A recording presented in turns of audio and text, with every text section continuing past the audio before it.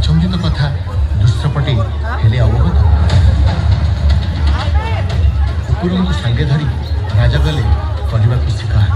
ମାତ୍ର ମହାନଦୀ କୂଳେ ଘଟିଲା ଏକ ବଡ଼ ଚମତ୍କାର। ଦେଖିଲେ ରାଜନ ତାଙ୍କ କୁକୁରକୁ ବୁଡ଼ାଉଛି ଗୋଟେ ଶଶକ। ଦେଖି ଏହା ଆଚମ୍ବିତ ଦୃଶ୍ୟ ରାଜା ହେଲେ ହତବାକ୍।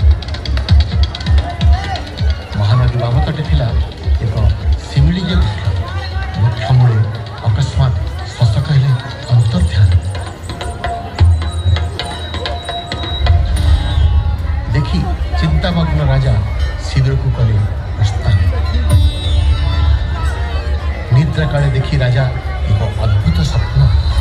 ଉଜାଗର ହୋଇ ରାଜା ବସିଲେ। ତୁରନ୍ତ ଦେବୀ ସମଲେଶ୍ୱରୀ ସ୍ୱପ୍ନ କହିଲେ, ନଦୀ ବକ୍ଷେ ରହିଅଛି ଭୂମଦର, ରହୁଛି ମୁଇଁ ଏବେ ତାହାରି ମଧ୍ୟ। ଶିମିଳି ବୃକ୍ଷ ମୂଳେ ମୋତେ କରଛି ସ୍ଥାପନ, ଏଥିପାଇଁ ମନ୍ଦିର ନିର୍ମାଣ କର হে ରାଜା। ସ୍ୱପ୍ନାଦେଶ ଦେଇ ଦେବୀ ଅନ୍ତର୍ଧ୍ୟାନ ହେଲେ। ନିଦ୍ରା ତେଜି ଦେବୀଙ୍କୁ ଯେ ଭାଳିଲେ ରାଜନ। ଶିମିଳି ବୃକ୍ଷ ମୂଳେ ରାଜା ଦେବୀ ସମଲେଶ୍ୱରୀ କରିଲେ ସ୍ଥାପନ। ଶତାବ୍ଦୀ ଶତାବ୍ଦୀ ଧରି ଦେବୀ ହୋଇଛନ୍ତି ସେଠାରେ ଆସିଲେ।